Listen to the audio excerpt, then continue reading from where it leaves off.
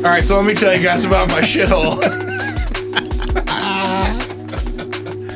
Guys, Ryan doesn't have a toilet. Yeah.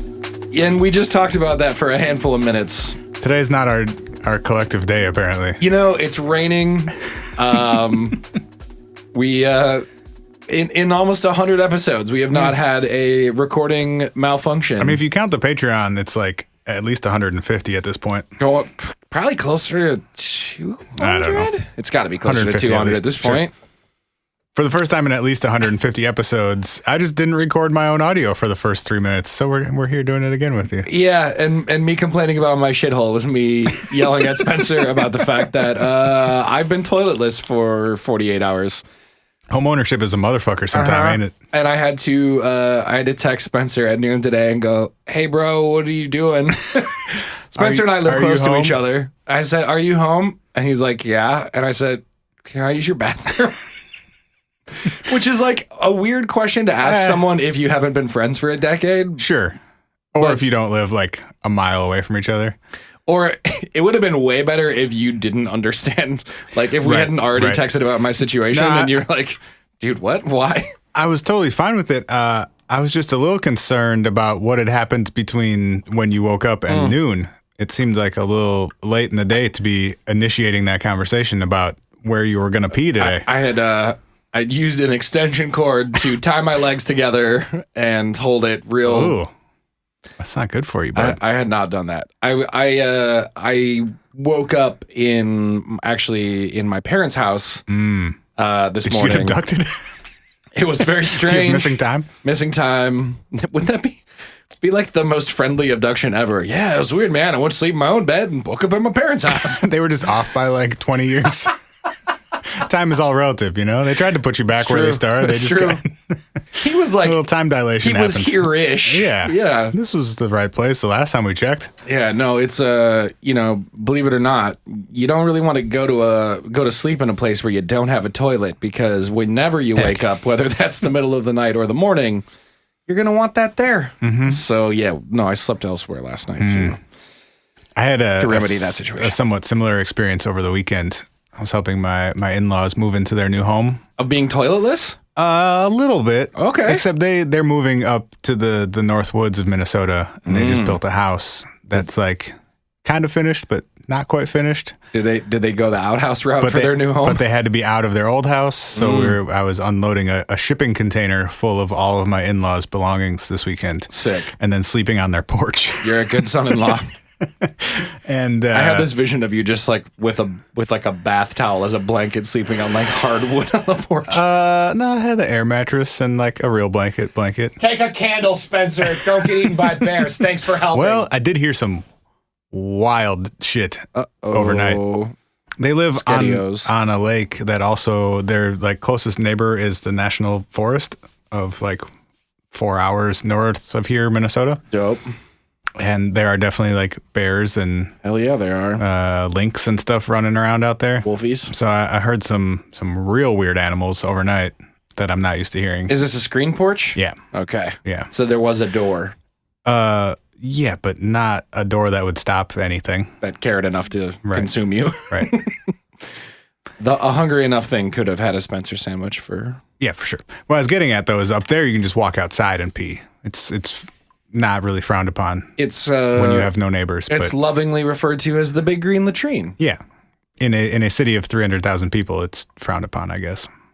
Yeah. And when your neighbors are 10 feet away instead of 10 miles. My neighbors can like hand me a beer through their window into my window if we reached far enough. So yeah. Well.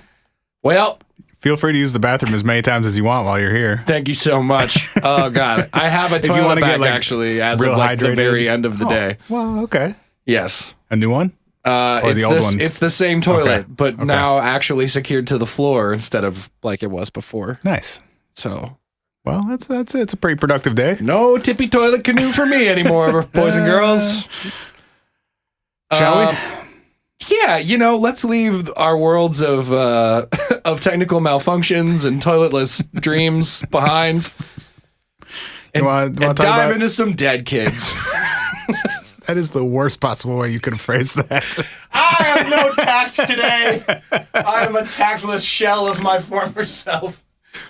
Yeah, we're going to talk about guys. one of the biggest mysteries that we have yet to cover on this show. And I'm kind of surprised we made it this far without covering it, honestly. To be honest with you, I think at one point we had might have been an on-air production meeting, might have been an off-air conversation that was like, boy, oh boy, this is one of those like greatest hits. Like a whole lot of people have had this conversation. Mm-hmm. So we were kind of like, let's wait until we're ready to like put our own spin on things. And instead, it's like the least amount of prep we've ever put into an episode. Well, I think the other thing is you and I know this story like decently well at this point because we're fans of all this stuff too. So we're talking about Dyatlov Pass for those of you that did not read the title of this episode, or if we forgot to put it in the title because we haven't figured out what the title's going to be yet. Or if I got what if you froze to death? Or if I got drunk and angry at the end of recording and when we uploaded it, I just wrote in all caps, "What if you didn't have a toilet? God damn it!" And we just called the episode that instead. Remember when we used to title our episodes completely like nonsense things and then nobody downloaded them? Yes, I do. Like, what if dolphins could skydive or whatever we called that one? Yep. It has like 45 downloads. I mean, it was also like our third episode where no one was actually listening to the show too. True. There were more people on the show than there were listening to it. 5 guys on the show and 3 listeners. That's real. Mm-hmm. That's real. We're like, you guys want to be on the show too? You might as well. Like, can we mention our special guests for the live show before we dive in? Is that a confirmed thing that we can talk about? Yeah, we definitely can. So in addition to Lydia Liza playing some music and probably hanging out and talking with us, and Claire DeLune of Tiny Desk DJing, we're going to have Sims of Doomtree hanging out and talking about weird shit with us. Yeah. And a topic that we haven't figured out yet, but maybe should soon. Yeah, we've been ruminating on a couple of ideas. We'll see where it leads us. September 19th, Ice House. We're going to hang out with Lydia Liza and Claire DeLune and Sims. If you have and y'all. If y'all have particular stories you want us to cover, and especially if you're like going to the live show, you get credence to at least weigh in. Yeah, we've never done like a full-on Q&A thing. I'd be down to do part of the show as that, at least. Yeah, for sure. If you are going to the live show and you either want to ask us about something specifically, maybe we'll facilitate a way to do it at the show, but maybe we just get it in advance. Send us an email at hi@whatifpodcast.com. Or shoot us a voicemail at 612-246-4614. Tell us you're going to be at the show, and who knows, maybe you'll get to ask a question on a live recording of the show. Pew, pew, pew. But yeah, September 19th, we hope to see all of your shining faces. Every one of your shining faces. Yes. We would break Ice House. Dyatlov Pass. Let's get her. Let's get it. 1959, February of 1959, there are 9 ski hikers. So they're hiking and they're skiing because it's February. Hiking through the northern Ural Mountains in northwest Russia. Like way the fuck up there, Russia. Can we call them Skikers? Yeah, it's probably better than Hiers. Here!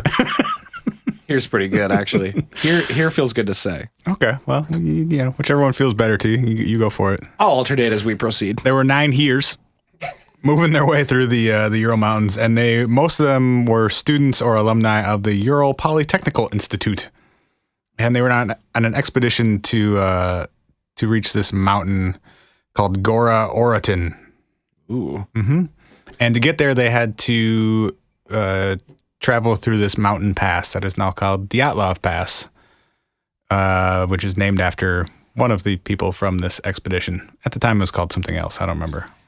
We can't call this "What If You Disappeared" part whatever because they found him. We found him, and it was sad. Well, I guess that's happened once before, but.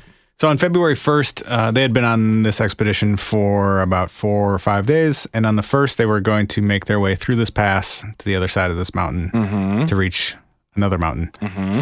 And they were planning to get through the pass and then make camp on the other side for the night. But they ran into a snowstorm and had to make camp earlier or closer than they thought they were going to. And it was sort of whiteout conditions, and instead of moving through the pass, they actually moved about 1.5 miles up the side of one of the mountains that they were passing through. And eventually decided to just stop where they were and make camp on the side of this mountain rather than try and proceed further and get more off their course. So they're camping.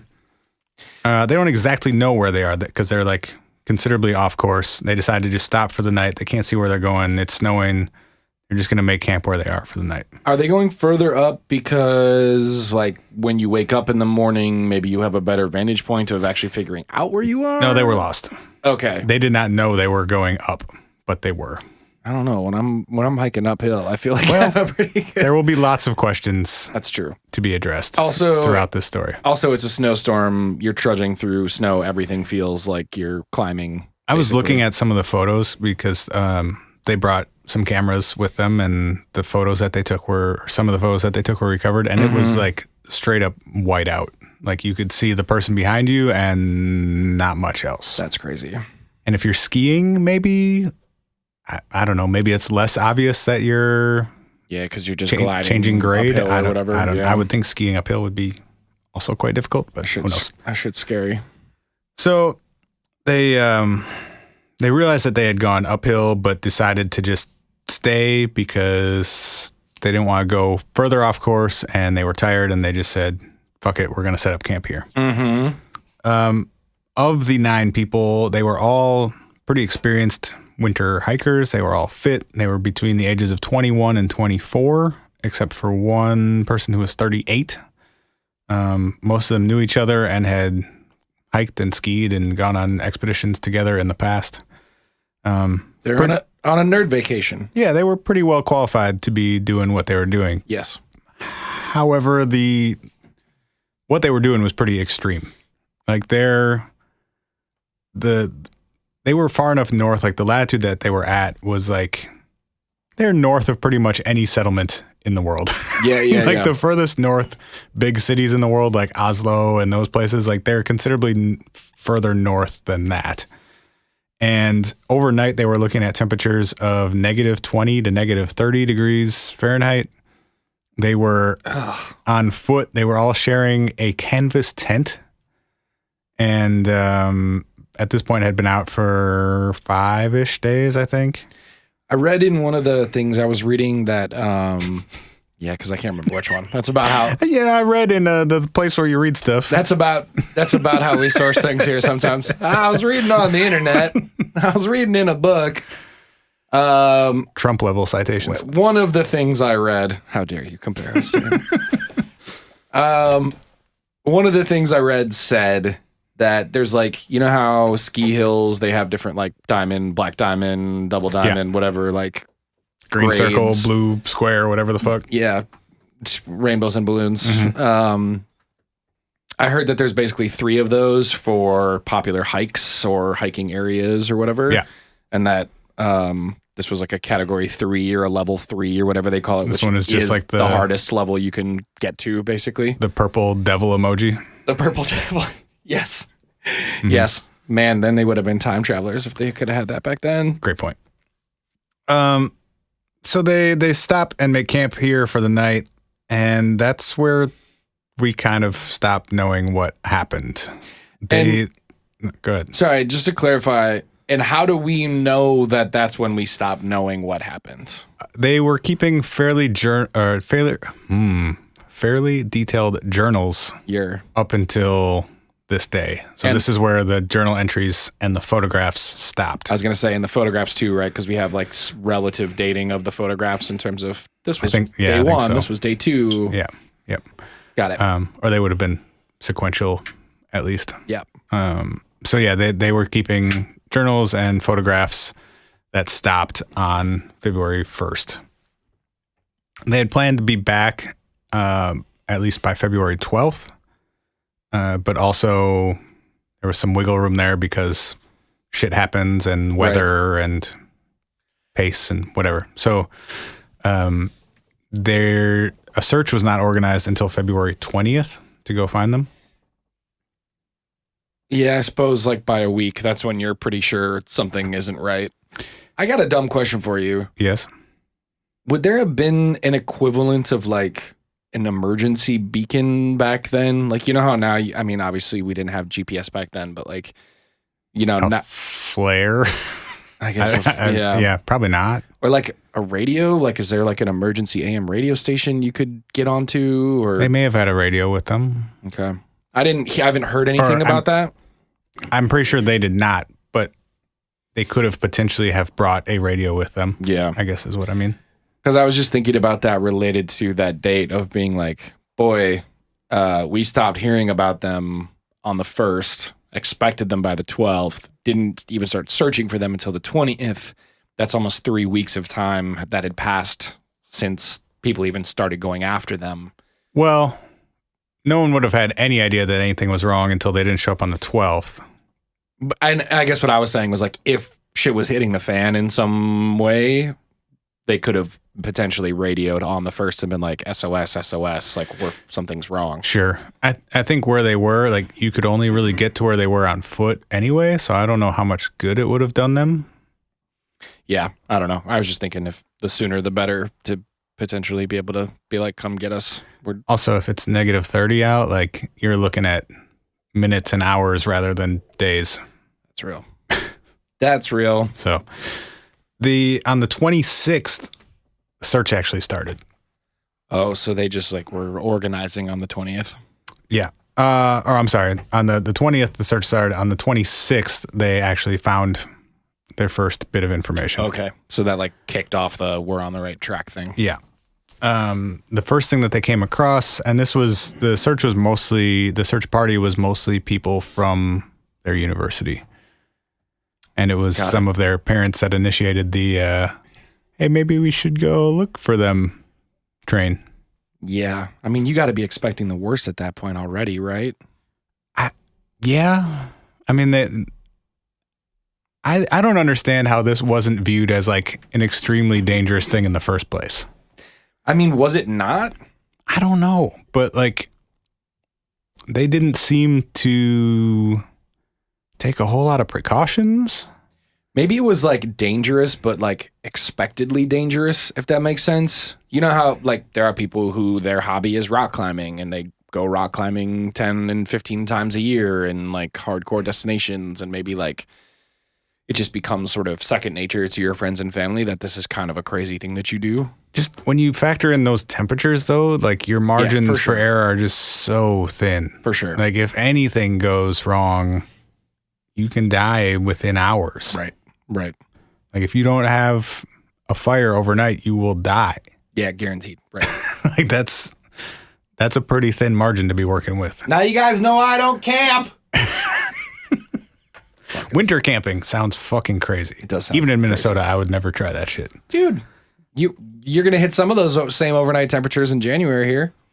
If you go pretty far north, yeah. Yeah. Not usually in the city, but yeah. No, but I mean in Minnesota for sure. Yeah.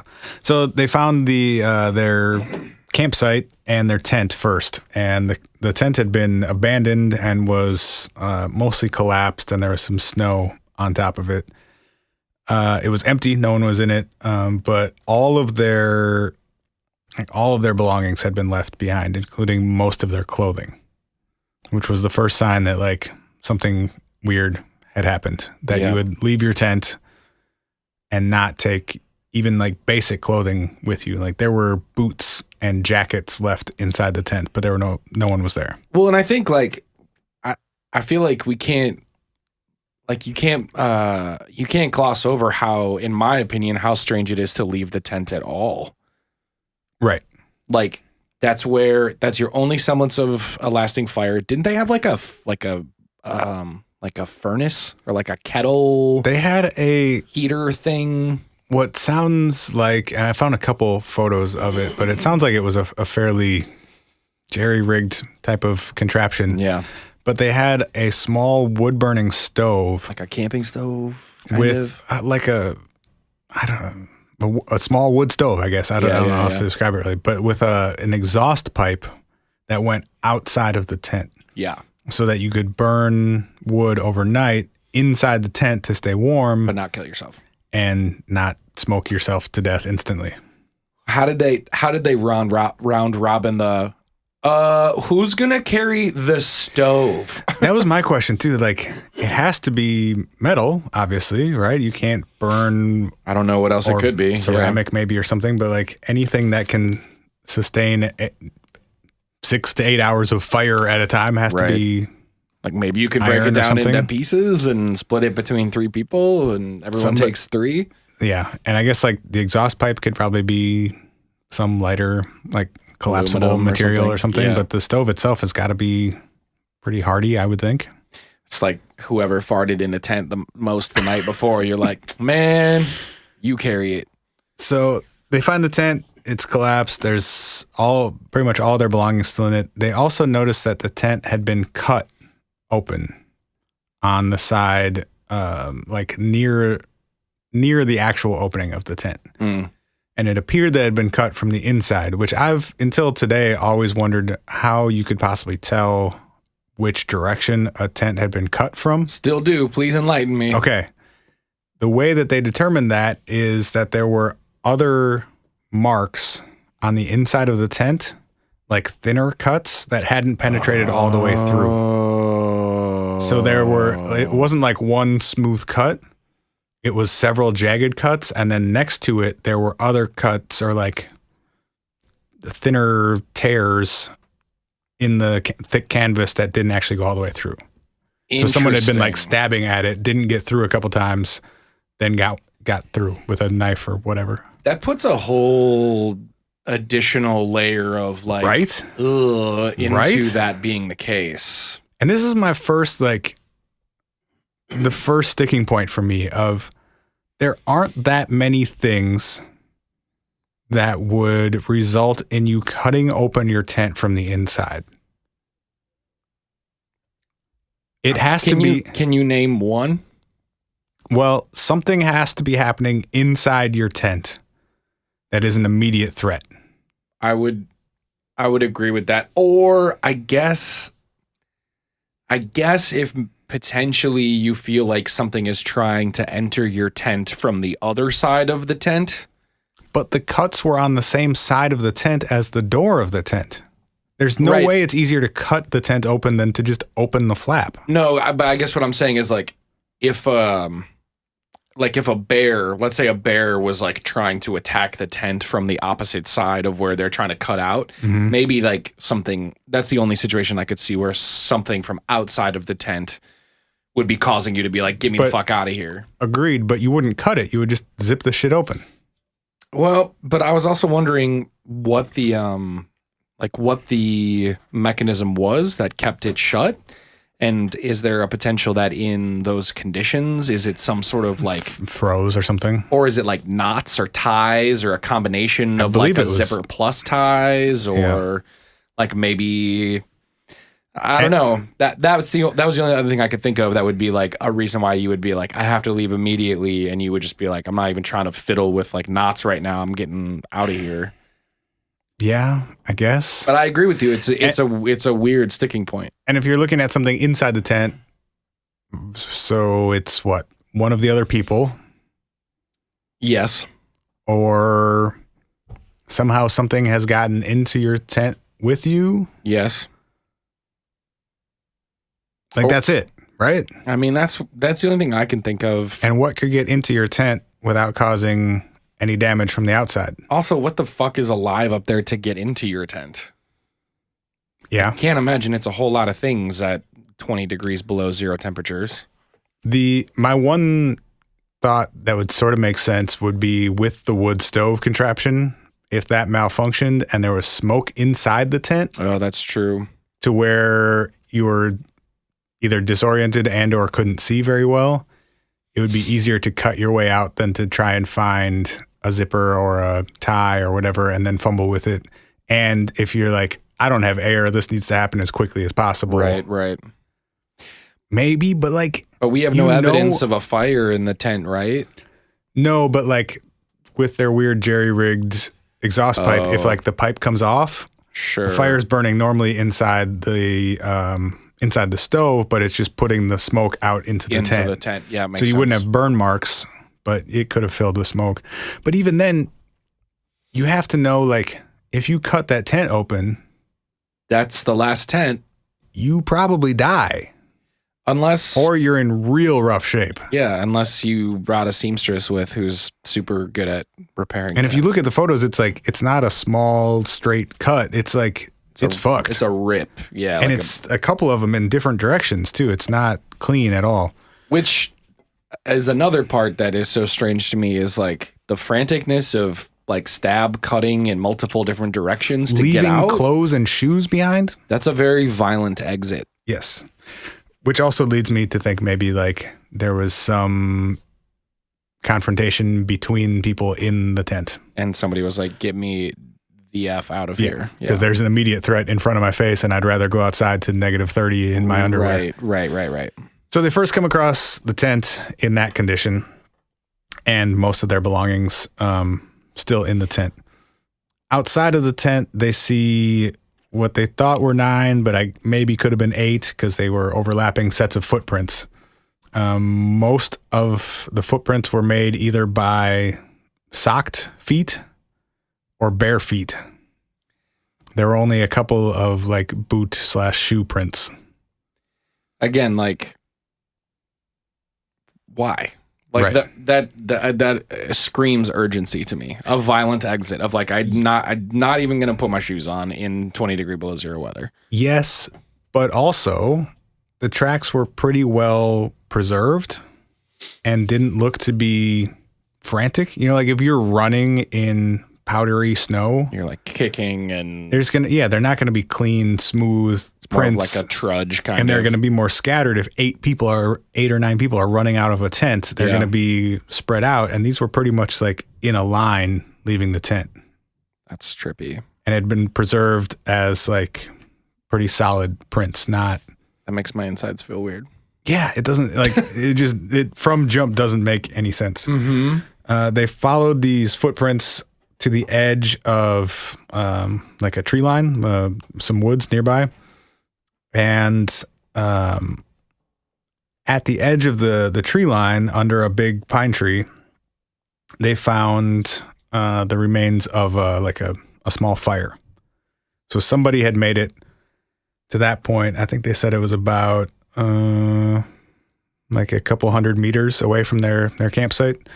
Somebody had made it to this tree line and tried to / at least temporarily succeeded in making a fire. And they had also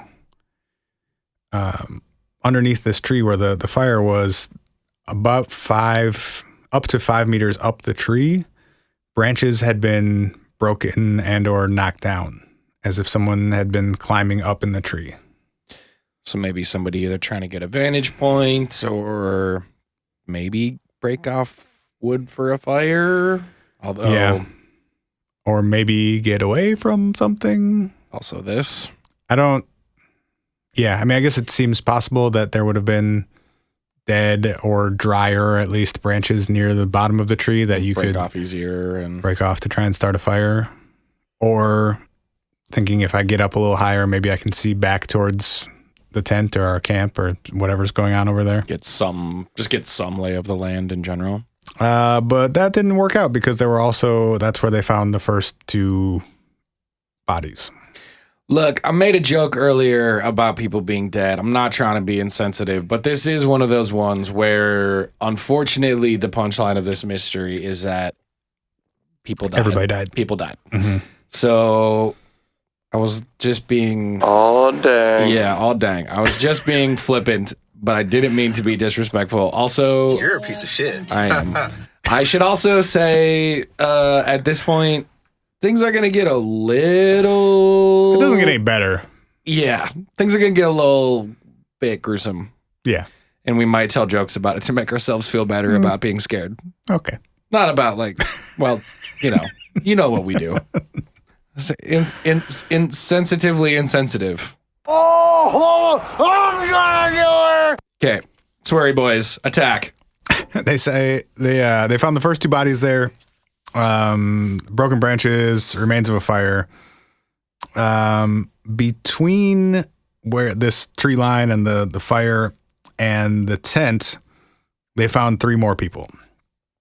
And they were found on the ground all three facing the direction of the tent. Mm-hmm. As if they had been trying to go back to the tent after leaving. And they were found 300, 450, and 650 meters away from the tent. Mm. For American friends, that's, 900, 14 something hundred, and 18 something hundred feet. Which, 1,800 feet in those temperatures... It's pretty far. I mean, it's at least like a quarter of a mile. In a snowstorm? Like you're lost in a snowstorm? You wandered in a snowstorm, unclothed, a quarter of a mile, at least a quarter of a mile away from your tent. I mean, that's like, that in its own right is kind of an impressive task. Yeah. You're walking for at least 5 minutes, just straight in the opposite direction of your one point of safety, perhaps. And that would be 5 minutes if the ground was like dry. You know, you're talking about trudging in what could be snowbanks up to your hips. Right. Or whatever. I mean. Also, something I came across for the first time today when I was kind of refreshing the story in my brain. It would have been a new moon that night, so it would have been super dark as well. They wouldn't have had any moonlight to work with. New moon equals no moon. Mm-hmm. Ugh. So they found... I feel icky again.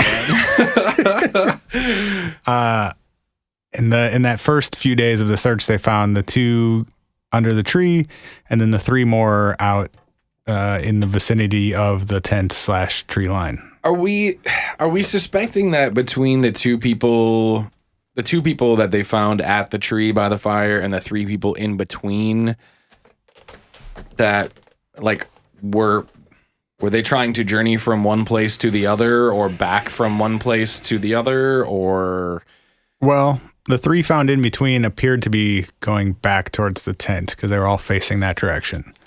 But it's not clear where they were coming from. Yeah, I guess that's what I was wondering. Is like, did they make it to the fire and then try to walk back? Did they try to make it to the fire and then be like, fuck it, we can't find it, walk back? We don't know. I know, I'm just trying to think out loud of like the different, the different possibilities of how they ended up where they ended up. It would make sense that the 5 of them reached that point where they found the fire and the 2 bodies in the tree line, and then 3 of them tried to go back and didn't make it. Which, the other thing about it, I mean, sorry, I'm just thinking out loud again, but like you're going, say you're talking about walking 5-10 minutes in the conditions, maybe more like 15, but like, is that enough to kill you? Like, I know, yes, like, I mean, it's not like... Well, you're saying that time? Yeah. Like, is 15 minutes in that cold of temperature enough to actually, like, slow you down to the point of death that quickly? Because it doesn't feel like it. Like, it feels like dying in between those 2 locations. I can see the people dying at the fire being like, okay, they tried to start a fire and survive away from the campsite. They died. I'm trying to see how quickly one can die from exposure at various temperatures. It's a hard thing to Google, it turns out. It's hard to say because we don't know what the other factors were either. True. Like, I would imagine without any sort of, like, some of these people were found basically in their underwear. At -30, you have to, if you're not dead, you got to be incapacitated and or delusional pretty quickly. Yeah, if you have no protective gear on. And we don't know how long they were out there for. We just know distance. I suppose that's true. So if whatever had driven them out of the tent took a while to resolve to the point where they thought it might be safe to go back, they could have been out there for for hours. Yeah. We really have no idea. Yeah, that's true. We know that they didn't travel very far, but we have no idea how much time they took. 9 total people? Yeah. So 2 mostly clothless, clothingless by the fire. The improvised forest fire. Yeah, not the campfire. Only you can start a forest fire that might save your life. So 2 by the improvised forest fire, 3 in between. Yep. They didn't find the other 4 for almost 2 months. And they found them when the snow started melting in May. Whoa. And they were found under about 4 meters of snow in a ravine that was 75 meters further into the woods from the pine tree line where they found the first 2 and the fire. Got it. So we have it on like pretty good, like we can at least estimate that they all were sort of headed in a similar trajectory at some point. It seems like they all moved pretty coherently or whatever. Cohesively. They moved together and directly from the tent to the underneath the pine tree where they built the fire. And then from there split up for some reason. 2 stayed there, 3 tried to go back to the tent, and 4 went further into the woods for some reason. That's another question that's so weird to me is like, what is better about the woods? Like you can't see where you're going if you're in the woods. Well, you'd have more cover from the elements. If there's a storm raging, you would get some relief from the wind and the snow at least. True. And your only chance at that point is building a fire. You're going to have more fuel material. there. Yeah. I mean, if you're out just on the side of a mountain, you're not finding anything to build a fire with. Right. So if you move into the woods, at least it's going to be a little warmer and you're going to have maybe some dry wood and brush and stuff to try and start a fire with. Yeah. The 4 that were found further into the woods were covered with 4 meters of snow, which is a shitload of snow, implying that maybe there had been some sort of avalanche or some sort of, I don't know how you get under 12 feet of snow. Well, how did they know they were under that much snow if they weren't found until the snow started melting? Well, I think the snow melt allowed them to get to certain areas. But then how did they know how much snow they were under? Because they dug them out of it. They were still under a bunch of snow when they were found. How did they know where to dig, though? Footprints, maybe? I don't know. I guess I just figured, like, if it was, you said 2 months later? May 4th they were found. So a month and 5 weeks or something. Yeah. Or a month and change. The first few were found on February 26th. The rest were found on May 4th. Oh, so more than that. March, April, and 2 months and change. So like 7 weeks. Nope. All of March, all of 9 April. Weeks. You guys, we are Struggle Bus City today.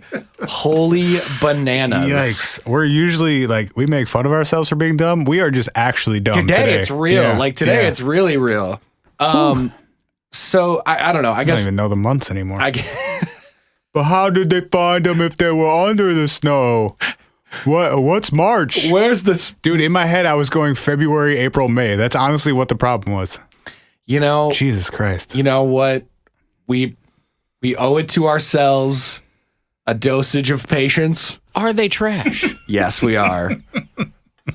I apologize. Okay.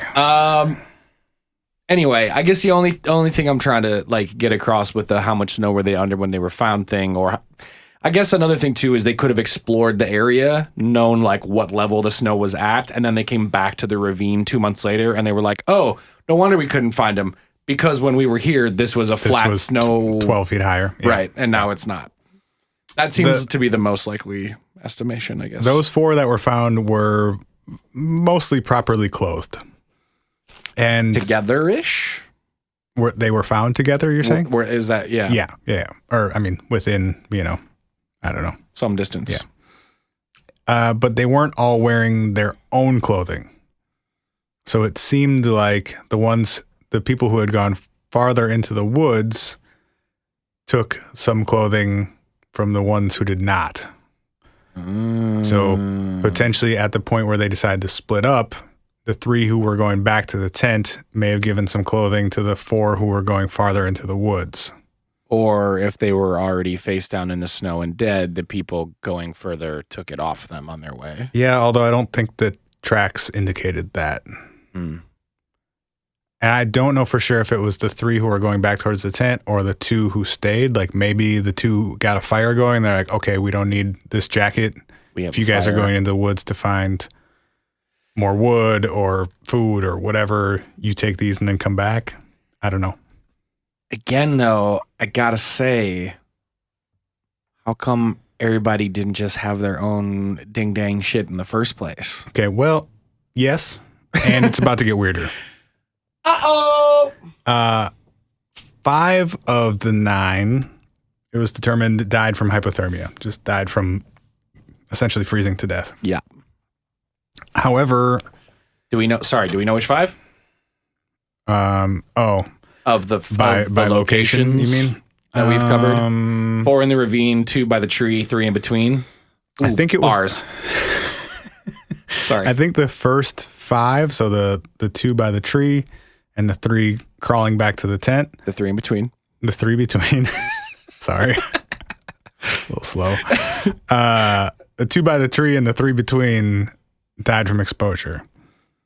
At least 3 of the 4 that were found farther into the woods, buried in the ravine, had fatal injuries.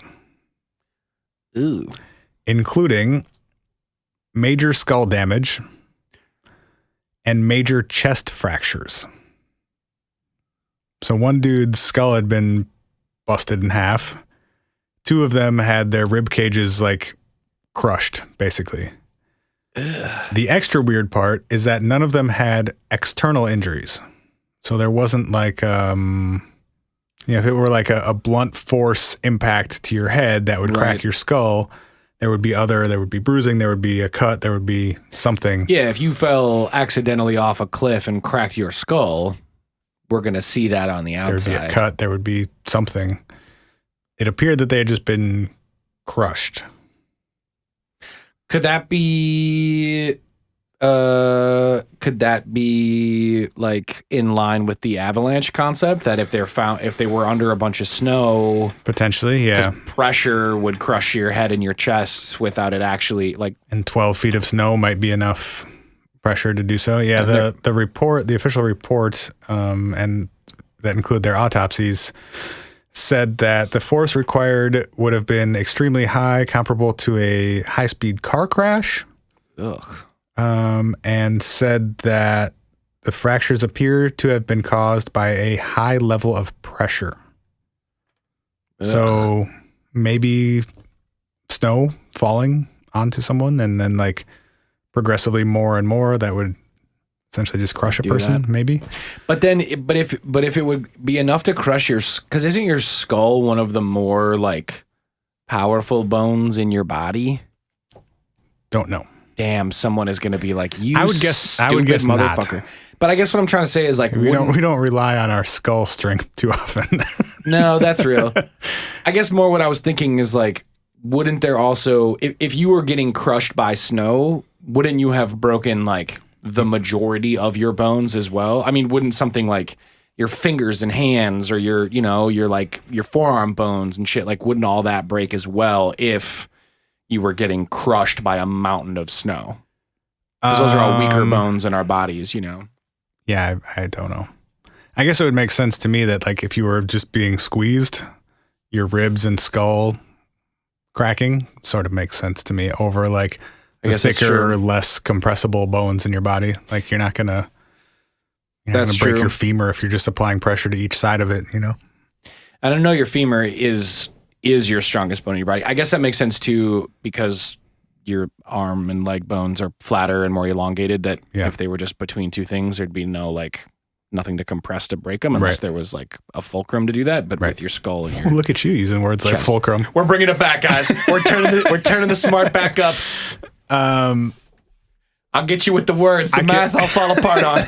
The months of the year, no chance. The dates, there were also some other weird injuries to one of the people found in the ravine. One of the 2 women on the trip, it was 7 dudes, 2 women. When she was found, was missing her tongue, eyes, and part of her lips. What? She was missing her tongue, eyes, and part of her lips. What? That's a lot of things to be missing out of your ding-dang face. Yeah, that's, I mean, a big chunk of your face for sure. It's also very specific parts of your face. Well, it's also soft, fleshy bits of your person. You said eyes, tongue, and what was the other one? Lips. Yeah, I guess. I'm just thinking in terms of like predators, or if you're laying face down and there's like, as snow melts, there's water like eroding your face, essentially. Ugh. I know, dude, but you know, that's why we don't cover this shit that often. Yeah. Oh, y'all true crime enthusiasts, like, tell me about the worms in their head. She also had, she and I think one other person had burns on their hands. Whoa. Which would maybe lend some credence to a stove issue. Oh, like trying to put the stove out, or trying to reattach a hot exhaust pipe or something. Or they're really bad at building campfires. Well, just grab burning logs and smash them together. You know what? I just had the thought though that maybe she burned her lips and eyes off. It's like that old Survivor episode. That guy fell face first into a fire. I just referenced like season 3 of Survivor on this show. That's cool. A real thing that happened. You know, I'm here for the references that like they're gonna work for about 1% of people, but for that 1%, they're gonna love it. They're like, wow, he gets me. I'm disturbed. Yeah, I don't know why I decided to do this. I did have the thought though that if you are in some stage of hypothermia and trying to start a fire, I would imagine could burn yourself without actually feeling it. Like, yeah. You know, like if you're trying to heat your hands back up, but your hands are like close to fully frozen stick through. Those bitches straight in the fire. I mean, either consciously or subconsciously, you trying to get warm again. Well, and that could have something to do with the odd assortment of clothing as well. There is, I forget the name for it, but it's like paradoxical undressing or something that people towards the end stages of hypothermia will sometimes undress because they actually feel too hot. Like their insides feel hot. As your body is essentially shutting down or like giving you one last chance at survival. It's because your blood comes into your... I don't know, but I'd love to hear your explanation. No, I actually know. This is like a thing I know a little bit about. Great. This is not Wikipedia game, Ryan, being like, I'm pretty sure it's like when this happens. It's the spirit of death entering your blood from the ether. Mm-hmm. It breakdances inside of your spleen and it sends flames shooting into your blood. Well, look, if you're not prepared to do the research. Oh, that's an OG one we haven't heard in a while. The way that I understand it is that your body, when you go hypothermic, it's trying to keep your whole shit alive. And essentially... It's an extremely scientific explanation. Shout out. It's like trying to keep your whole shit going.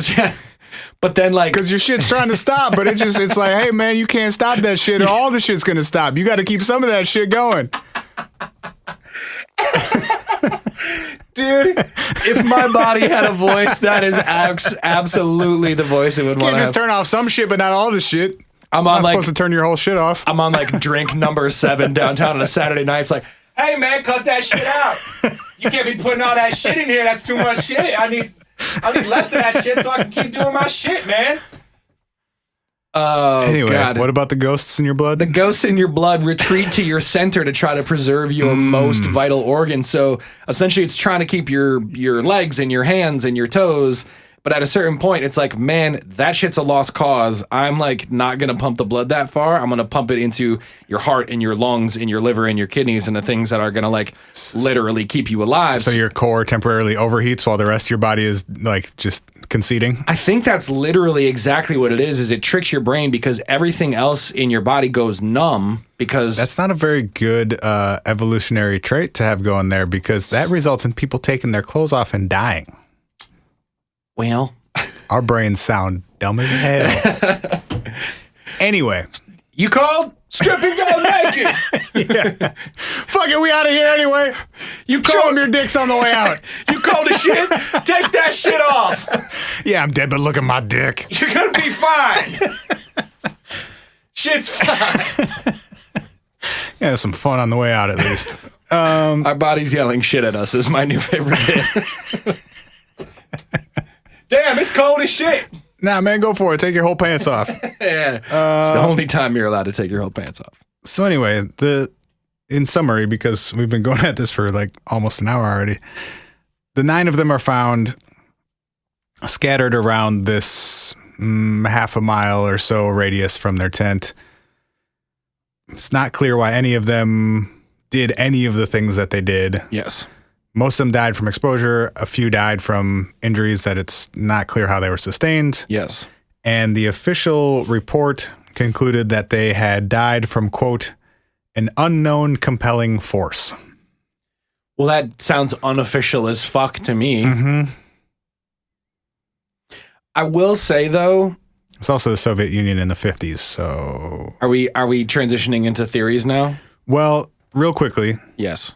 A few other points. That's not a theory for whatever it's worth. An unknown compelling... If your explanation has the word unknown in it, it's not a good explanation. Sorry, Rob. If I had unidentified flying objects. Not a good explanation. If I had to do anything official, whether that be formerly in my collegiate career, currently in my professional career, I could never be like, hey, Ryan, your thesis, I see that was due 6 days ago and still hasn't been turned in. Can you tell me why that occurred? Well, you see, it was an unknown compelling force. My thesis... That's not official. I can't do that. My thesis is, I don't fucking know, but they're dead. Yeah, seriously, like that. My thesis is, how about you suck my dick? How about something happened? Yeah, no, that's literally why we came to you. It was because something happened and we were looking for an answer. Other generally weird things associated with this story. We mentioned that the tent was cut open from the inside, which seems pretty bizarre. 3 items of clothing gave off abnormally high radioactivity readings. Excuse me? 3 items of clothing gave off abnormally high radioactivity readings. Those were, do we know where those were found or which ones they were specifically? No, but they were found on 2 of the gentlemen. And they weren't like crazy high. It was like just higher than normal because, there's radiation everywhere all the time. Right. It was like just past the threshold of normal. And then 1 item was like considerably past the threshold of normal. Whoa, weird. Those 2 gentlemen... Because I've heard that thrown around a lot as we get into the theories of like, oh, they ran into some weird like Soviet military experiment, or they got zapped by a UFO, or like blah blah blah. Turns out both those gentlemen worked with radioactive materials, so it's very possible that happened before they ever left for this expedition, because they obviously brought their own clothes with them that they wore all the time. They're like Homer Simpson driving out of the plant with a radioactive bar stuck in their shirt. And it wasn't like their boots or their parka or something. It was like a shirt and a pair of pants. Sure. That they wore on like a regular basis. And if there had been any sort of like radiation that would have been that unknown compelling force, you wouldn't have just seen it on like a handful of items. It would have been all of them probably. Of it that would have compelled them to do that. So I'd heard that reference a lot. It's probably coincidental.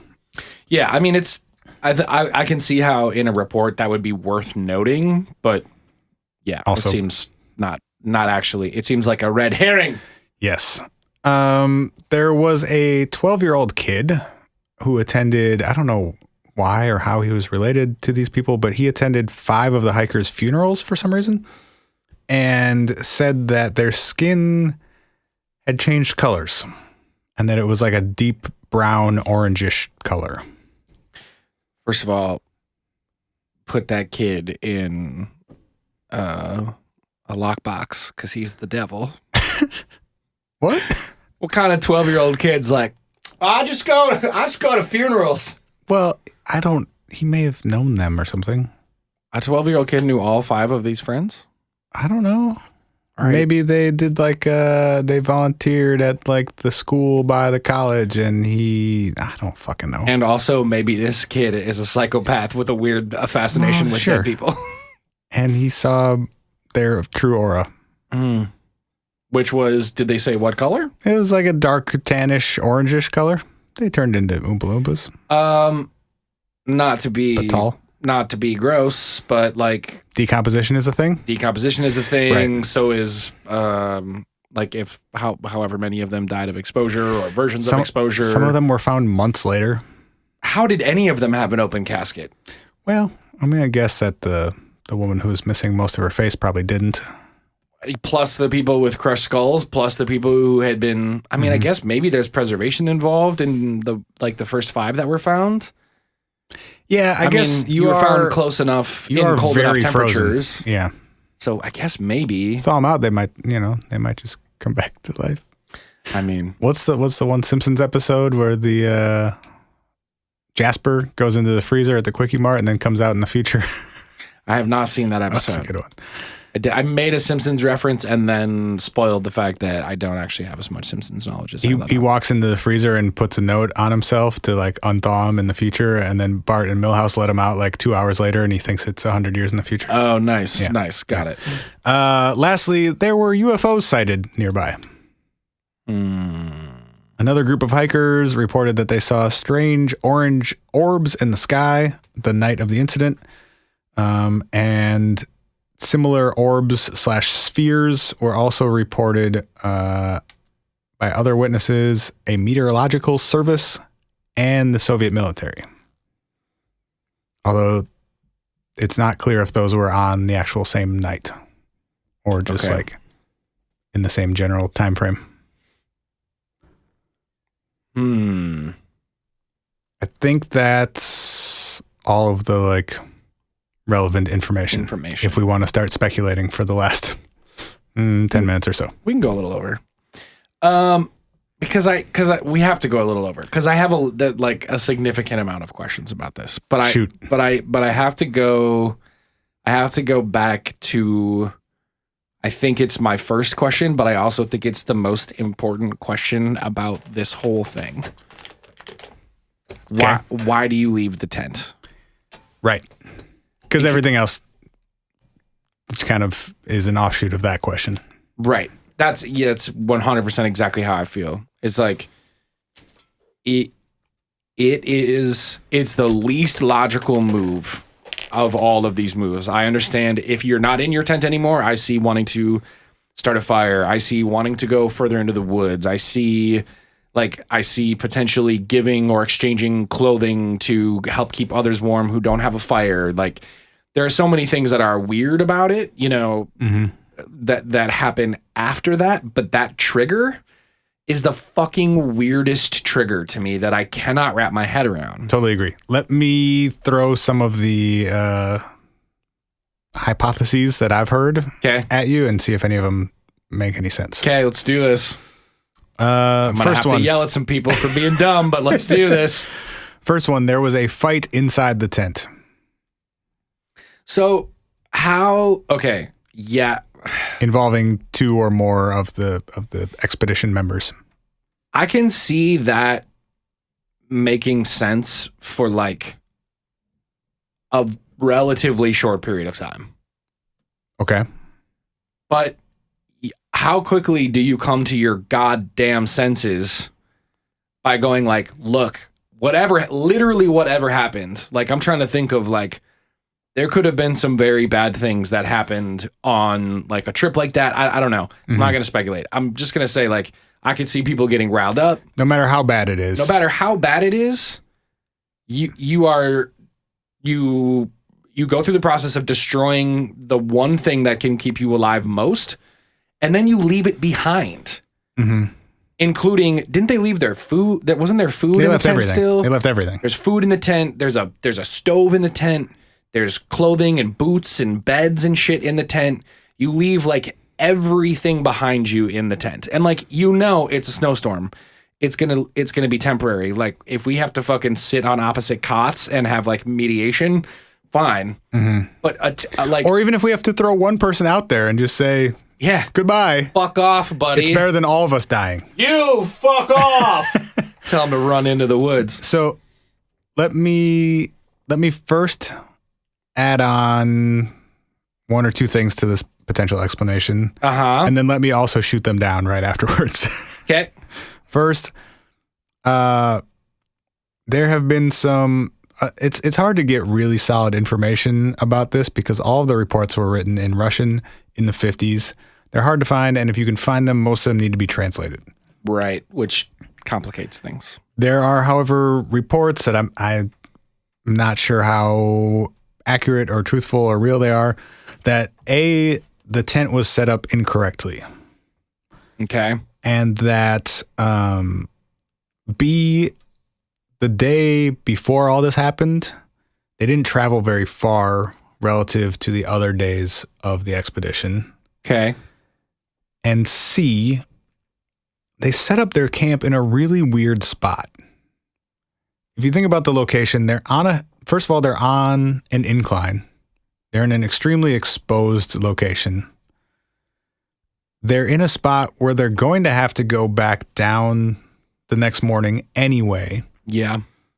And they're a quarter mile from this tree line and this forest where they would have had much more cover. They would have had access to firewood, etc. That's a good point. Like, why did you ever set up shop there in the first place? But if it was a snowstorm, maybe you're just like, fuck it.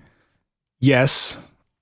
Also, these could potentially be indicators that they as a group were not super coherent at the time of whatever incident took place.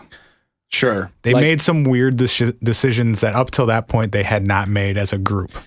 Yeah. So maybe the group dynamic was somehow appeared to be different from what it had been for the rest of the trip. Especially when we remind ourselves that these kids are all people who went to I can forget the name of the school. Was it the Ural Polytechnic?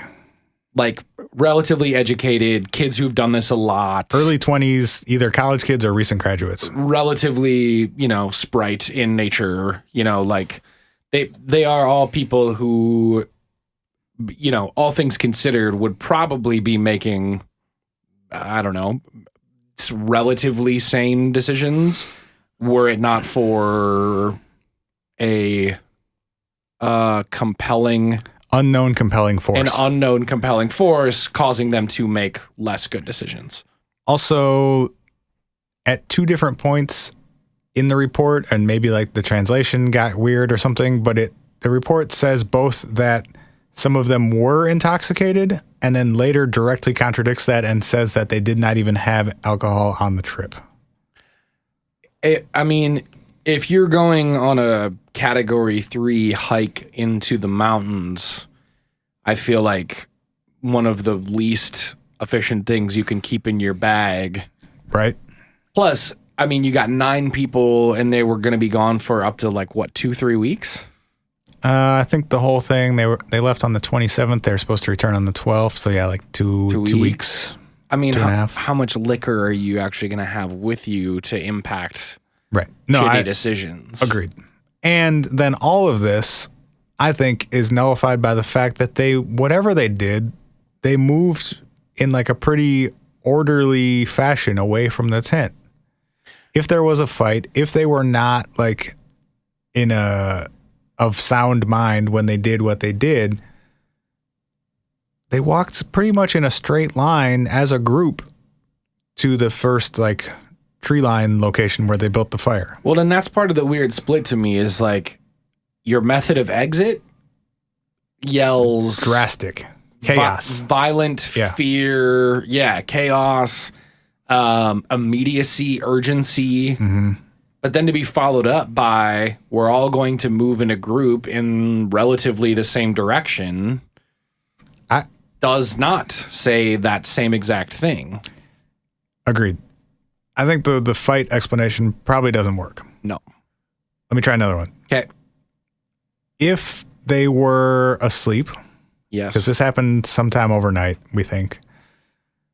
If they were asleep and one or some of them woke up to the tent either filled with or filling with smoke. Yes. Because something had gone wrong with their wood burning stove thing. Yep.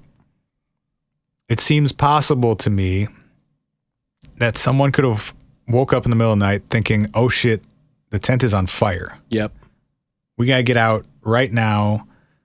who cares if we cut the tent? It's burning down anyway. Right. Like the tent is already a loss. We need to get out. This is a more immediate threat as we're all going to die right now. One person wakes up the other people in a panic and says, just screaming out of like dead sleep, get out. Yeah. Right? Cut the tent open, get out. So whoever's closest grabs their fucking butcher knife and... You cut the tent open. Butcher knife. It would explain, A, the tent being cut open. Yes. B, the weird state of half-dressed that everyone seemed to be in. Because you grab whatever is within arm's reach or whatever you already have on. And, the franticness with which the exit occurred. You're going to move in a somewhat orderly way. Like if it's really rough outside, you're going to want to stick together, stay close, pick a point and just go to it. Like everybody just walk towards that big tree that we can all see, right? Sure. Going to walk more or less in a straight line there.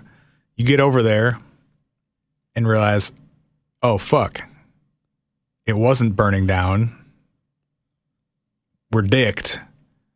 Maybe if we get back to the tent, we have a chance of salvaging it because it's not on fire. Maybe we can stitch up the hole we just cut or at least salvage part of it, whatever. 3 people go back thinking, I think we can save this, or at least we have a stove. We can make a fire there. The other 5, 2, whatever the combination was, say, I think that's dumb, or no, we're going to stay here for whatever reason. People split off. Ends poorly for everybody. Never split up. If anything has been learned by all of the episodes of this show and any horror movie you've ever seen, don't split up. You split up, well, you die. It didn't work out. Yeah, it didn't work out. Okay, so I'm going to combat that one too. Yep. But here, okay, so I'm trying to think about this in my brain and your brain and our brain. Like, let's say you and I and Mason and Chance and Dan are all camping together. Yep. Do you not, I mean, we get out of the tent, right? We're like, fuck, get out. We get out. Is your initial reaction to actually go way far away from the tent? Or is your initial reaction to be like, this is our only home that's going to save our lives. Let's go through whatever the immediate precautions are to try to save this thing. Like, yeah. Are you scooping snow to go throw it on the fire one at a time? Are you... That's my biggest problem with that theory is you wouldn't move a quarter of a mile away from the tent. You'd move 5 feet away and then try... And then go, fuck, we have to save this thing. Right. I mean, are you taking a knife and going to the stove side and like cutting along the base 3 feet to like open it up and try to yank the stove out? Or you get outside the tent and realize, oh, there are no actual flames. Right. Because we're not in any danger here because the tent had not been burned. Right. So it might have filled with smoke, which I can understand being like, oh, well, we can't go back in there because we'll get poisoned. Right, but as soon as you get outside, you can take 2 steps outside and figure that out. Right. You don't go a quarter of a mile away. Right. And then try and go back. And I think my initial instinct would be like, at all costs, preserve the thing that's going to keep us alive in these conditions, not run away from that I totally agree. I'm still trying to get past the first step of why would you ever cut your way out of the tent to begin with? And it could answer that. Yes, agreed. From there, I don't think it really holds up very well. But Right. I honestly can't come up with any good reasons to why you would even cut the tent open other than that, or even like the fight angle doesn't make sense to me. You would throw the 2 people out who are fighting. You wouldn't all leave. Yes. Agreed. You know? And you wouldn't cut the tent open unless it was accidental, which it didn't appear to be because there were multiple cuts, including failed cuts. Right. You'd zip open that door and toss the 2 people out, and you wouldn't even do that because you would know that you're sending them to fucking die. Right. You'd get the 3 biggest dudes and pin the person down who's fighting somebody. Yeah. And you sit or on him. Or knock his ass out. You know, whatever you got to do to not take all 9 of you outdoors. Yeah, we're in going the middle down of the together. night. Right. Yeah. Like there's no reason that makes sense to me for all 9 people to leave the tent in the middle of the night. Yes. Especially in such a manner. In the manner and in the state that they did, like without even being dressed. Right. Other theories quickly, just so we cover the more out there ones. Infrasound, you familiar with that one? Yeah, so this is the concept of in certain conditions, certain pitches can be reached by natural or unnatural forces that have a sensory and then psychological effect on the recipient of those frequencies. Potentially, yes. How'd I do? Yeah, great. Okay, infrasound is basically humans can hear, generally speaking, from 20 hertz up to 20,000 hertz. Anything below 20 hertz is inaudible to us, but can still have some effects on our bodies because it's a vibration that we can physically feel and sense in some ways. I'm not up on the science, but it has been at least postulated that infrasound can have physical effects, but also psychological effects on people in terms of like anxiety and panic, but also nausea and other weird feelings.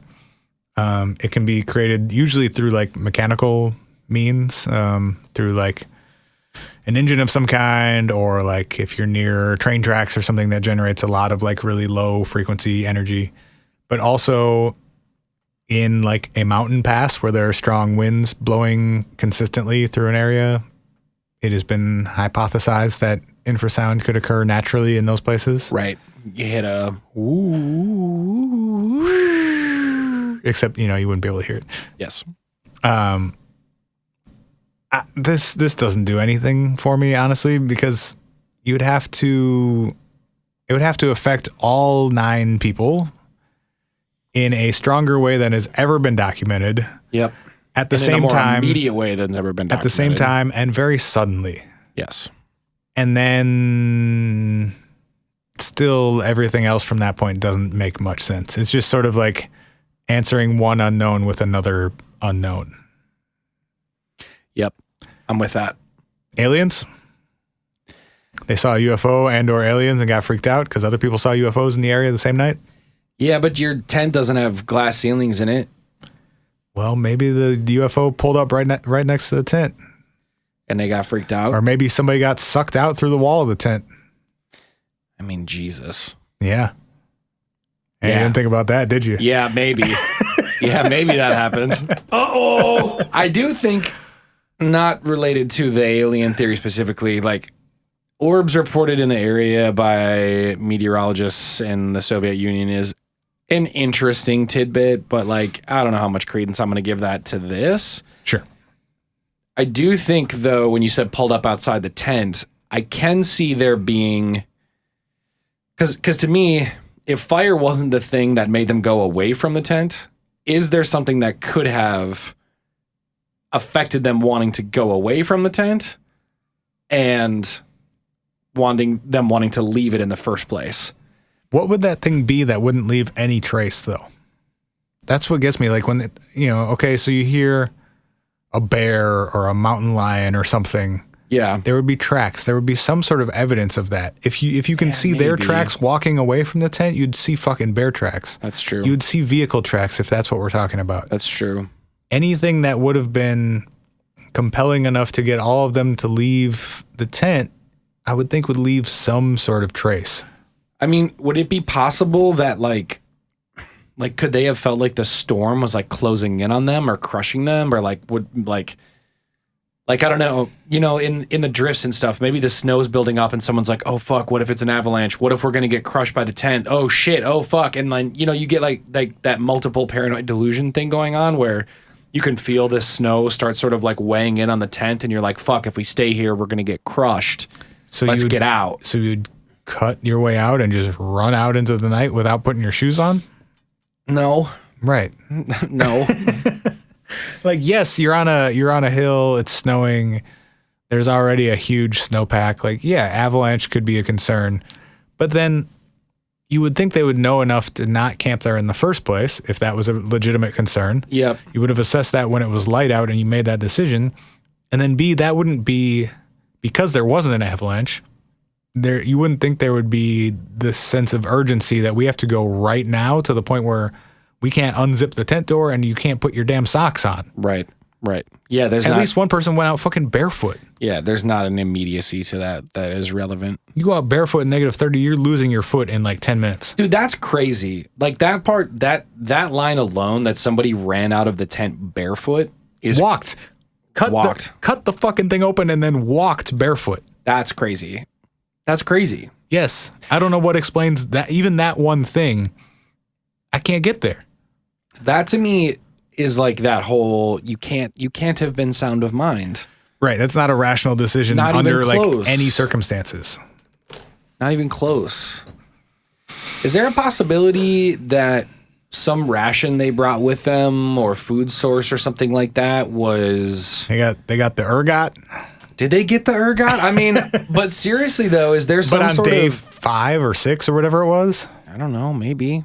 Second loaf of bread was fucked. Are you eating the same loaf of bread with low dosage of ergot, and by night 5 you've all built up a sufficient, like, you know... But the other thing about that too, though, is I feel like since we have diaries and photos leading up to that date, we would have had some documentation of people like going a little fucking cuckoo and feeling crazy or feeling weird. It's more of like there was an immediate... Just a sudden break in reality. In the middle of the night. In the middle of the night. I don't know, dude. Is it a Yeti? Might as well. We out of here! That is also a theory, for whatever it's worth, that a Yeti tried to attack their tent. What do you, like, if you got to do one, what is it? I don't know, man. None of them make sense to me. I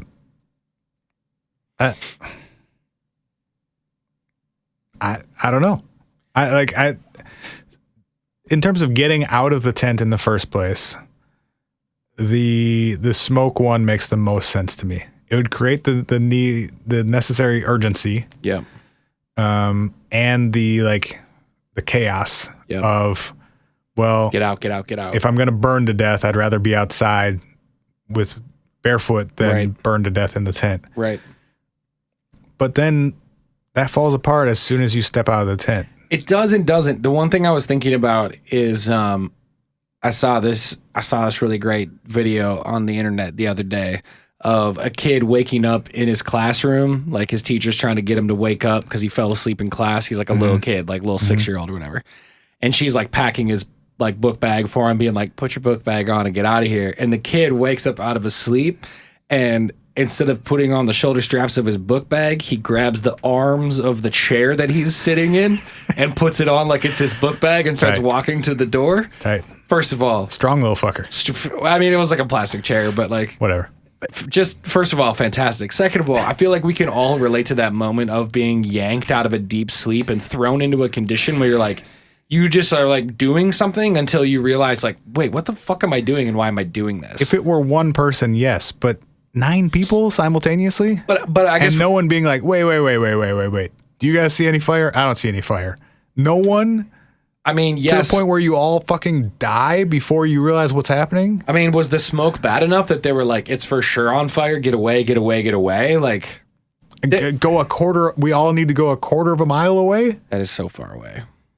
We all need to walk in a straight line for 5 to 10 minutes before we even like consider what else could be happening. It doesn't make any sense. I fucking hate this one so much, dude. I do think it's possible that there was like the Soviet military angle is somewhat intriguing to me, except that there's absolutely no evidence of it. Just as like a purely speculative, hypothetical scenario.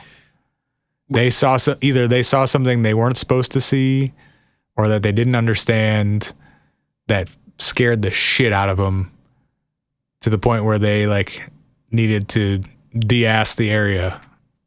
And then it took a while to try and figure out what was going on, whether it was safe or not. There was clearly disagreement about whether it was even safe to go back to the tent. That part doesn't make sense to me either. Right. 3 of them tried to go back. 2 of them tried to stay, and 4 of them tried to go further. The opposite direction. Right. Not even knowing what was over there because they fucking fell to their death. And I think that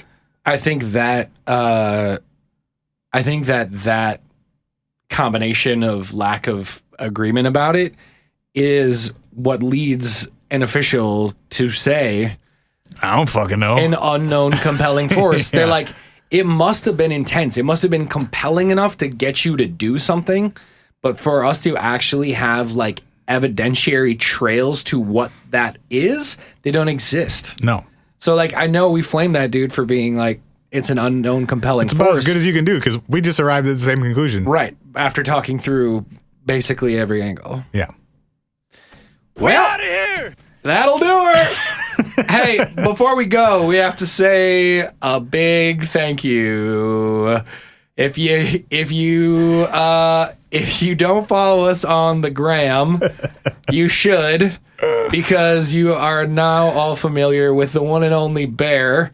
Bear sent us a what if gift that is an absolute delight, Bear. An absolute unit. You know, an absolute unit. If we joked that Bear might be sending us a Ferris wheel. It might as well have been for all the color and heft and intensity of the gift. Our man sent us like a 50-pound purple alien sculpture that says "What if" across its chest. And I was sitting in the studio today, and the studio is set up such that I'm looking out a window towards the street while I'm working all day. And I see this UPS truck pull up, and I was like, "Oh yeah, our posters for the live show are coming today. I should go grab those. It's raining. I don't want them sitting outside." So I stand up to go walk towards the front door. And I get to the front door and I see the UPS guy. He pulls off this, smaller, like poster size package. Yep. And then he goes back and he grabs this fucking huge cardboard box off of the truck. And I see him struggling to put like a giant plastic trash bag over it because he's going to leave it on the front step. Right, and doesn't want that to get wet either. And at that point, I opened the door to be like, "Hey, man, I'm here. You're like, I'll take that from you, whatever the fuck it is." Yeah. And he goes to pick it up, and this dude has to do like a full squat, like sumo lift around this thing. And he's doing the like. You ever watch the World's Strongest Man competition where they have to lift the boulders, like the spheres, 600-pound boulder? Oh yeah, and they're doing the like lean back waddle thing. He's doing that. Dude is doing that with this box coming up my sidewalk, and I go out to grab it from him. He's like, no. I was like, what? He's like, this thing's really heavy. Just like open the door, let me sit down inside. I was like, okay, man. Right. And just trying to like tip this thing to open it. Like on the outside of the box, it said 57 pounds. I feel like the guy that delivered it deserved to know that it was a giant purple alien laying in a seductive position for him to know what he worked so hard to get into your house. To know that it was totally fucking worth it. It was totally fucking worth it. So anyway, thank you, Bear. Thank you, Bear. Nick. That will be prominently displayed in the studio to freak out all of our guests from now on. Watching over us as we talk about weird shit every week. Appreciate you, Bear. If it starts talking to me while I'm in here by myself at any point, it's going straight in the trash. I'm sorry. We actually, I think you're supposed to bury it, right? Is that how it works? Yeah, don't burn it. That releases the evil spirit. Oh, you got to bury it. I think you're supposed to bury it or something. Ooh, maybe. But yeah, please. Maybe that'll be our time capsule. Hopefully Bear did not send me a haunted alien sculpture, but I guess we'll find out. We'll find out. If you want to call and leave us a voicemail like Bear does, y'all can call us at 612-246-4614 and leave us a VM. If you want to send us an email, also, if you want to ask a question at the live show, email's the best way to do that. Hit us up at hi. Or just show up and yell at us. whatifpodcast.com. Or yeah, fuck it. Maybe we'll leave some time to be like, hey, do you guys want to just randomly do like some audience Q&A? Because we could do that too. September 19th. We'll see you guys there. Peace. Love you. Bye. Face your fears, son. This place is a prison and these people aren't your friends. Ain't no postal service when it's always Sunday in your head. Letters unsent, burning that candle at both ends. In a break room, ready to break. Halfway to broke, halfway to broken down. This job makes you nauseous, you try to hold it down. And they will take every opportunity to comment on your luck. Because in this economy, you gotta be like bottoms up. Even when you know it's poison, yo. You feeling well? Like a body that's so hungry it begins to eat itself. Bootstrapped so tight you can't admit to needing help. On the real, feel like hell and you want it to all stop. Jackass manager making small talk, try to stay focused. You casually glance at your watch and see that you are halfway to being halfway done with half of your day. Punch that clock till it bleeds. feels like they're trying to break us, break us, break us. They tell you to follow your dreams as your alarm is going off, like wake up. All of my life I've been lied to. Just found out my boss makes 500 times what I do, and still wants to cut my hours back to 39 3/4, cause 40 gets you a health plan. And I got a feeling I'ma need it, losing feeling in my knees and my lower back, and I'm going back, trapped like a lower class clown. Hold the rap down till we kill each other with cheddar. Keep us hungry so we never organize for nothing better. Just make it through the day, make it through the week, make it through the month, make a millionaire another couple bucks. What? And like that, the coffee buzz is gone. It's only 9:30, step by step with the other pawns. One square at a time, somewhere between the walking dead and the buried alive. You can't steal what's already been stolen. You cannot kill what is already dead. So if we gotta be zombies, let's snatch the CEO and see if there is a brain in his head. Until then, punch that clock till it bleeds. It feels like they're trying to break us, break us, break us. They tell you to follow your dreams as your alarm is going off, like so when you got $1 in your pocket, put your hands in the air. $10 in your pocket, put your hands in the air. If it's 100 or 1,000, that's fair, but there's no such thing as an innocent millionaire. If you got $1 in your pocket, eat a taco. $10, buy some peanut butter and some bread. If you got 100 or 1,000, you can stock up, but $1 million may as well be human flesh. If you got $1 in your pocket, drink some water. $10, you can have a beer with your lunch. If you got 100 or 1,000, you can dig your own well. And for $1 million, you can drink all the blood you can suck. That $1 in your pocket is an insult. $10 in your pocket ain't enough. The reason that so many of us are have-nots, that the haves have way too much. Let's get 'em.